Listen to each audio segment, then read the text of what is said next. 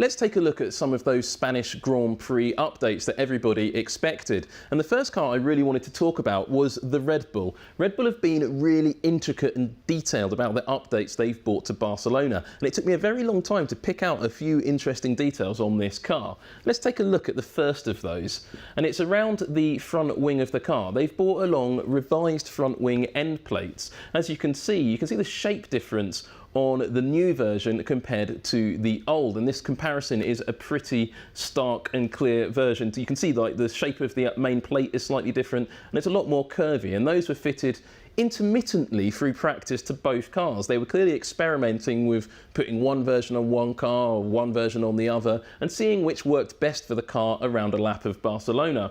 But that wasn't the only thing that Red Bull had brought to circuit to Catalonia. They'd also bought this new rear wing. So this is actually the British Grand Prix version, and you can see the main plane shape there is totally different to the version at the Spanish Grand Prix. That's because the track has very different demands to Silverstone, and actually we saw that very different rear wing, something quite similar at the Hungarian Grand Prix, very high downforce circuit, and Red Bull have clearly been experimenting with trying to get the best out of their car in maybe that low speed final sector. But it's not all they had.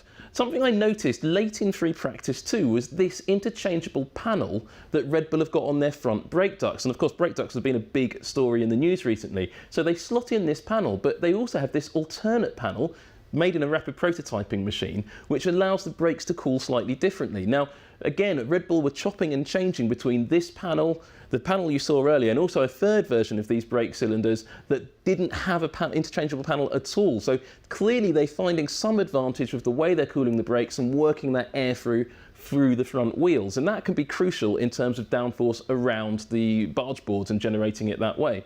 Red Bull, though, were not the only team to bring big new aero parts. Take a look here, for example, at their sister team, AlphaTauri. They too had a new rear wing, and you're going to see a bit of a theme here.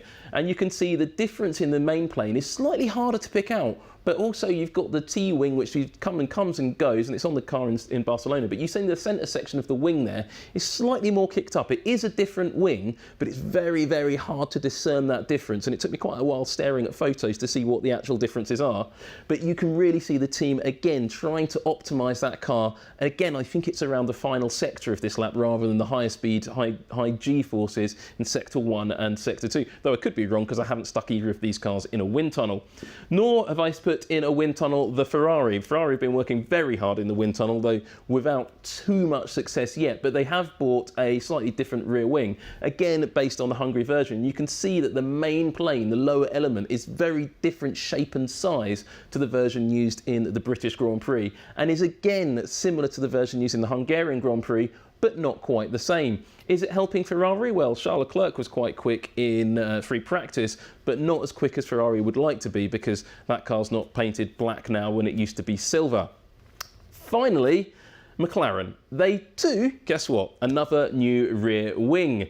And this one is a combination of elements we've seen before. So you can see the new wing at the bottom with that very straight, flat main plane, and that flap is slightly different. We've actually seen the flap and the bendy sort of upper older version of the wing together, and we've seen the other flap and the straight main plane together in different races. So in Austria and in Hungary and also at Silverstone, there was a different combination of rear wings that McLaren were using.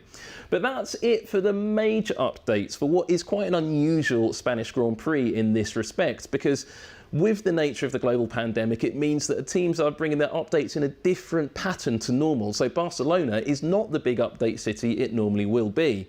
But in 2 weeks' time, check out those rear wings again in Spa, or just hit this channel again, look on F1 TV, because we will be looking at those wings in great detail for you.